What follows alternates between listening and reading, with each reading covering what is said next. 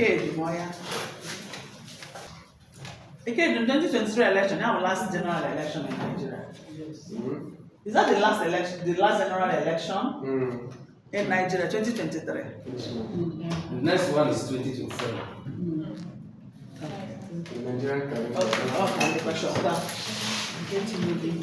Good afternoon, bro. Good afternoon, my fellow students. Good afternoon. Okay, I'm Ekedem Emmanuel Chigozie.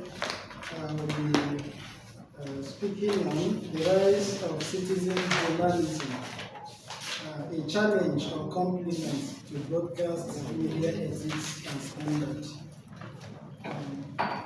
The evolution of digital technology and the proliferation of mobile devices have significantly transformed the global media landscape, ushering in a new era of participatory journalism.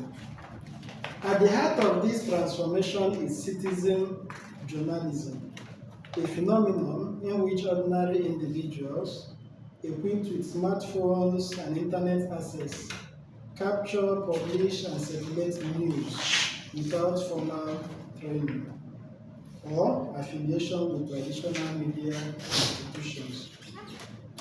While citizen journalism enhances access to information, promotes media pluralism, and facilitates democratic participation, it also presents significant. Are you reading or are you presenting? I'm presenting. Then look up across the words.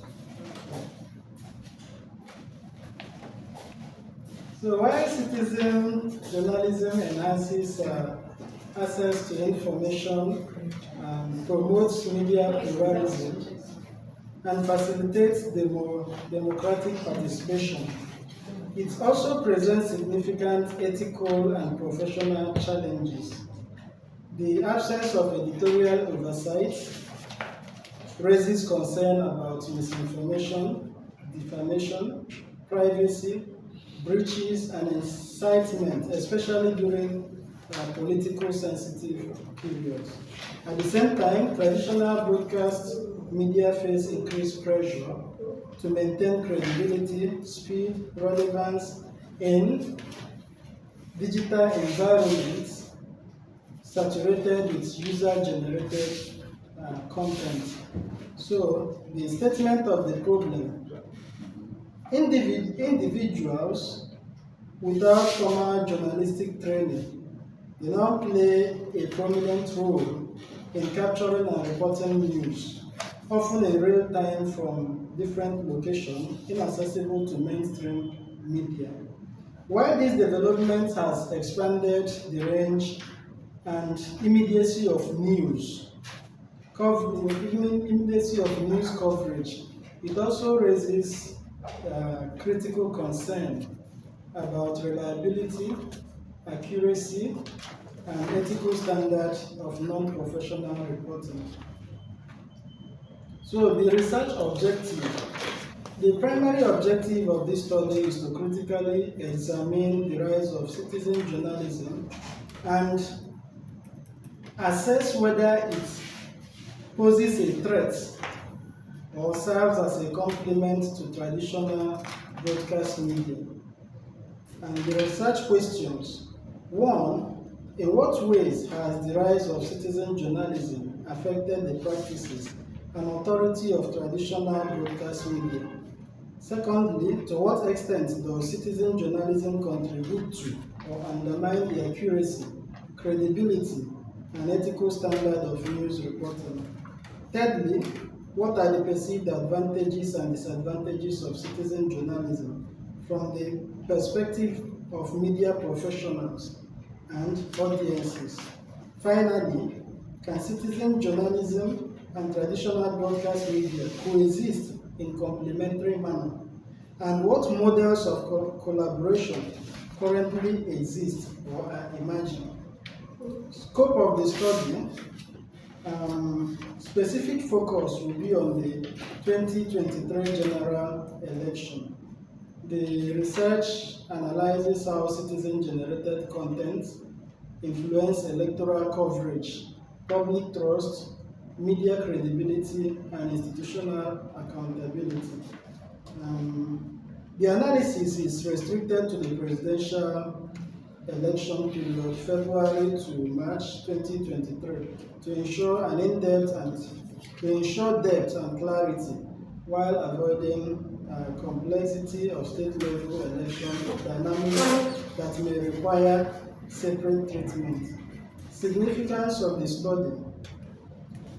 As citizen journalism continues to shape how news is produced, distributed, and consumed, it becomes essential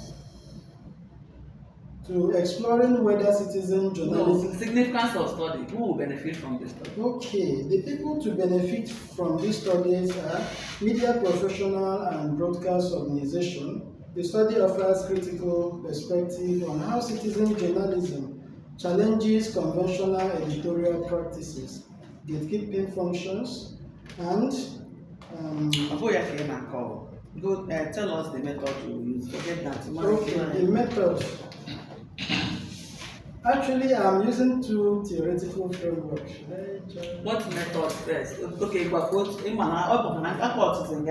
which theory do you use? I'll be using the gatekeeping theory and then the public sphere theory. Tell me about gatekeeping theory. Okay, gatekeeping theory explains how information is filtered before it reaches the public.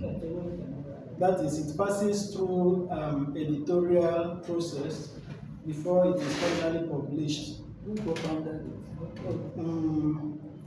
Kurt Lewin Lewin. in 1947. The second one. The second one is public sphere theory, and it says it conceptualizes the media as a platform for rational debate and democratic participation.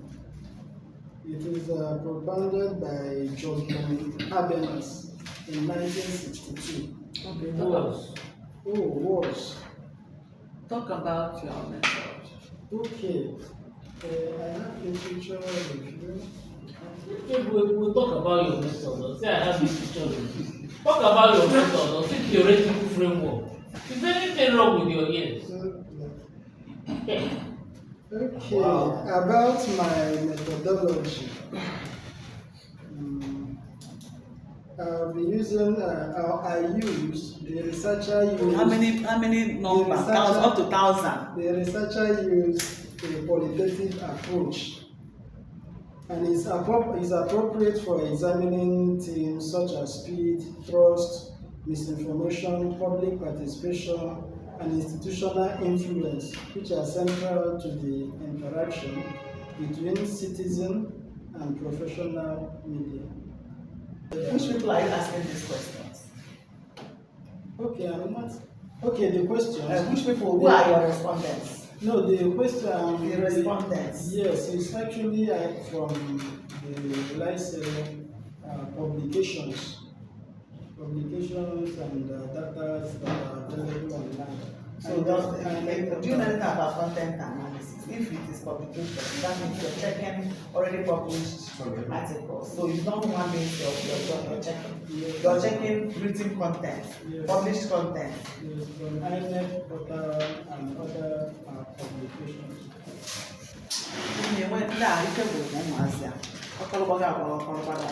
What is it? This is a theoretical framework that you want to go back to.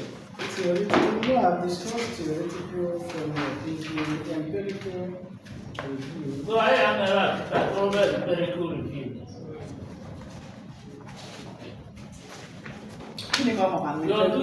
You're doing a quantitative study. And you're not looking at maybe frequency, you're not looking at prominence, you're looking at, what did you say you're looking at? Okay, looking Importance. at the theme, speed, trust, misinformation, public participation. So what is content analysis? Content analysis. In my content analysis, I use a number of citizen-generated report videos the hashtag, how many hashtags was used on the election day, verified instances of electoral irregularities, disinformation trends, and corruption.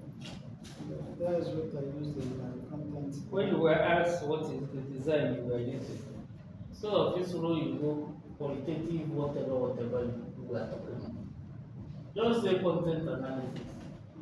What type of content analysis? Are you doing a qualitative content analysis or are you doing a quantitative content analysis?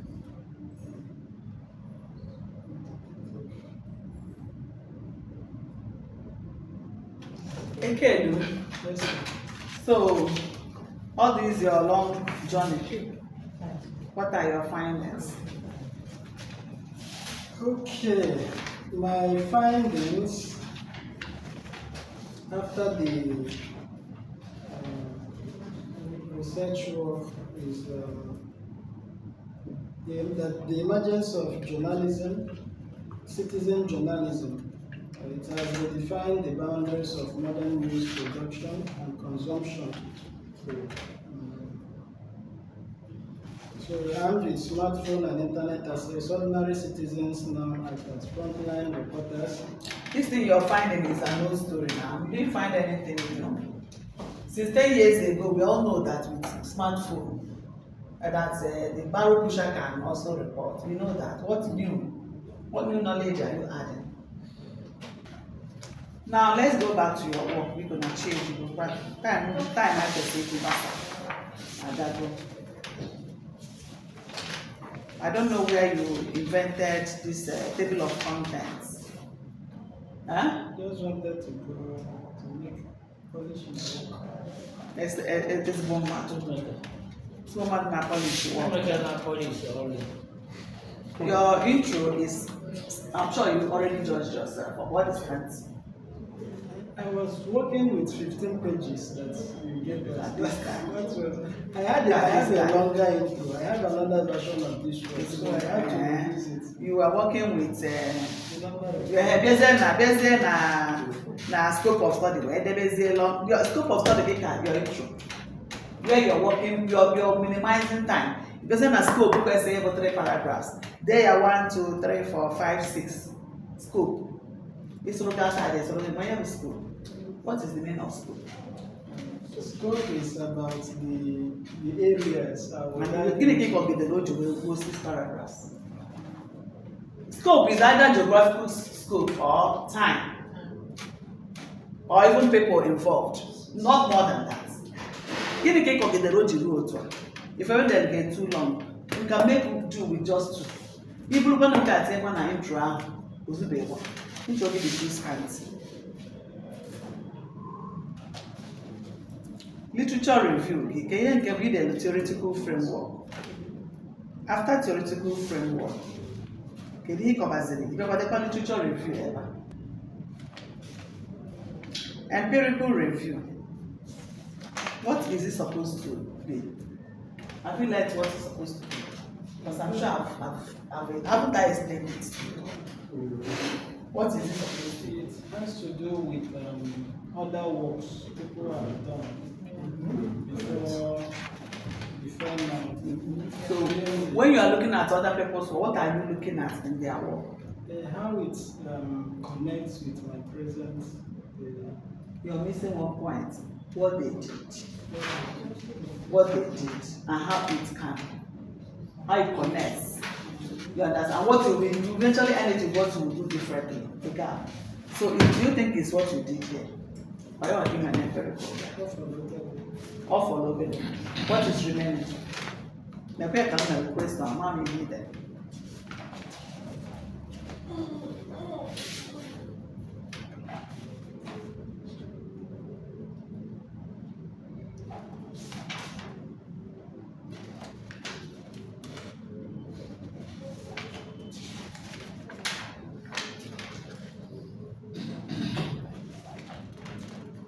Okay, with data presentation and data analysis, what is the difference? The difference is presentation is all about putting up the facts and data, informations gathered from different official sources like the INEC website and others.